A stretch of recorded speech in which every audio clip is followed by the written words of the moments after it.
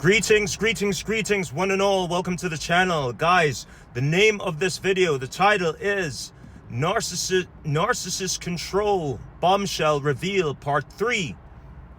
So I'd recommend that those of you who are new to the channel, please just go back, watch the previous videos, part 1, part 2, part 3. I've done a full overview as to the breakdown. So right now I'll dive in, but before I do that, I'd like to say a few things. Special mention to my day ones, Entrepreneurship by Sugar, Phil McGraw, Lab Bliss, Gigi, and anyone else that I failed to mention. You know who you are, and you guys are all near and dear to me. Guys, listen, I believe I've dissected the narcissist, and for those of you who are new to the channel, what you're going to find here are things that you won't find on other channels. We're not regurgitating talking points or anything like that.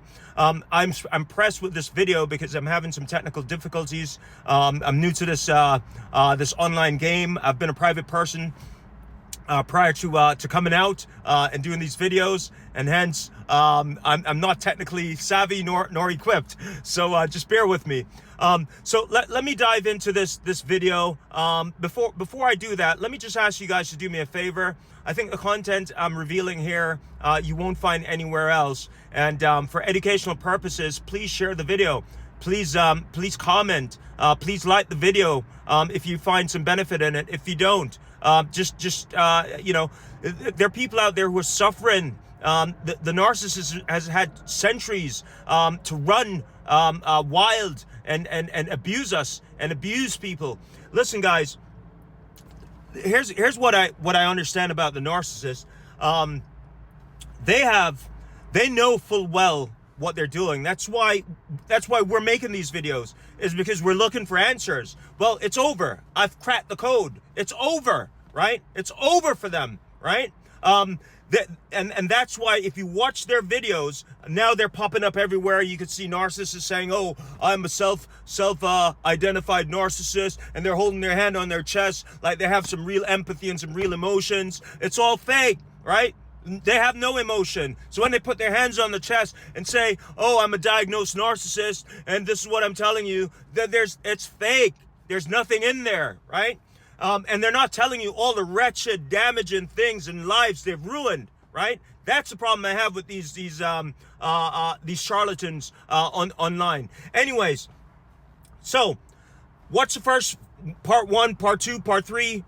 Part 1, part 2, and this is part 3 for this title. So guys, as I've expressed, the narcissist operates in a frame of reference, right? When they abandoned their true selves as children, they needed a framework to get through life, because without your true identity, empathy, love, understanding, the desire to help others, to care, the ability to regulate yourself, soothe yourself, takes empathy to soothe yourself, right? You have to care about yourself, right? So the narcissist cannot do any of that, right? So they created this mock, this phony world that they exist in. I call it a frame of reference. And so when the narcissist meets you, for those of you who are new to the channel, they take a snapshot of you, and inside of that snapshot, that's how the narcissist relates to you from the day they meet you, right?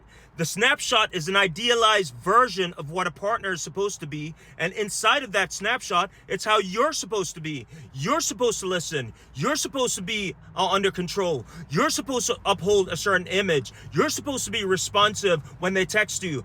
The problem with the snapshot is it does not idealize the narcissist back to themselves, so they don't have a frame of reference for themselves. It's only applied to you, and therefore, when the narcissist does some inappropriate conduct, such as cheating on you, giving you a venereal disease, taking you through divorce court, making up mock stories about you, lying to your colleagues about you, your friends, your family, stealing your money, ruining your life, bankrupting you, things like that. When they do all that stuff It's because they don't have a frame of reference for themselves. It only applies to you. You have to be under control. You have to be obedient. You have to listen, right? And that's it. And so when the narcissist, whenever you deviate from that idealized frame of reference, the narcissist has to punish you, right? To get you back in line. That's the purpose of triangulating you. It's the purpose of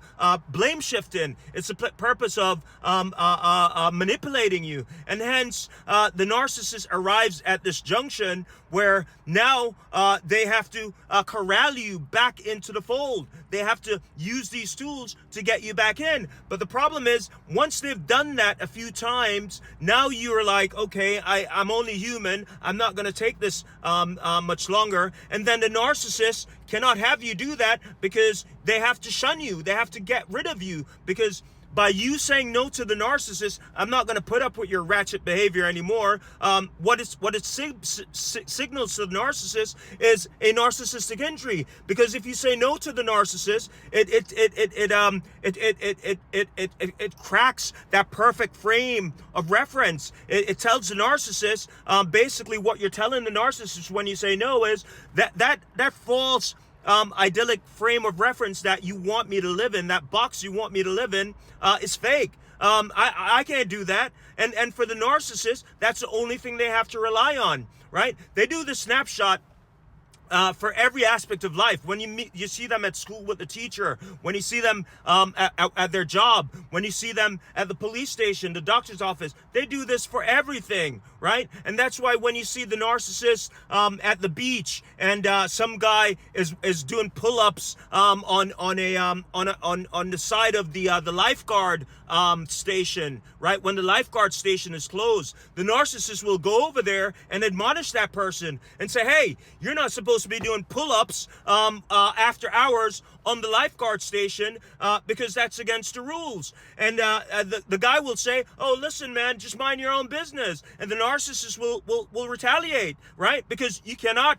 The narcissist has an idealized frame of reference for what the beach looks like and how you're supposed to conduct yourself inside the beach, right? When at the beach, this is how people are supposed to behave, right? And so that shatters, the rebuttal shatters the narcissist's frame of reference, and therefore it deregulates the narcissist. And the only time they can regulate themselves is by getting you back inside the frame of reference, right? So when the police comes now, the narcissist calls the police, and the police admonishes that innocent guy. The narcissist, you'll see the narcissist smirk and they'll smile, and that's how they regulate themselves. They can't generate those emotions by themselves. They have to put you down. They have to do something to get you under control, and that idealized frame of reference is what lifts them up. It's what elevates them. It's how they float. It's how they get on with life and things. And so therefore they have to do it. They have to control you, right? And moreover, if you dive a little bit deeper into it, it's why they have to create that idyllic frame of reference externally. And so their external partner, who is their flying monkeys, regulates them by controlling others. And so you'll see the narcissists work outside of the four walls of your house with their idealized external partner. The external spouse is their flying monkeys. That's who they're married to outside the house. And so they'll utilize those people to uphold the idyllic frame of reference for your neighborhood. And that's why you'll see narcissists are always in beefs and little firefights with people inside the neighborhood. And who helps them uphold that is their flying monkey. And the flying monkey is not just there to do that. The flying monkey is sometimes, many times, an intimate partner. And besides the flying monkey not being an immediate relative, or if the flying monkey is an immediate relative, it can still be an intimate partner because they're deviant. The narcissist is a deviant. They're psychopathic, sociopathic, and they're antisocial. They're comorbid. They're not just narcissists. And that's what people need to understand. And that's why they need to control you. It's to regulate themselves. It's to find order and to function through life. It's their daily bread. Guys, that's the video. Like and share, and I'll see you on the next one. Thank you very much. Bye-bye.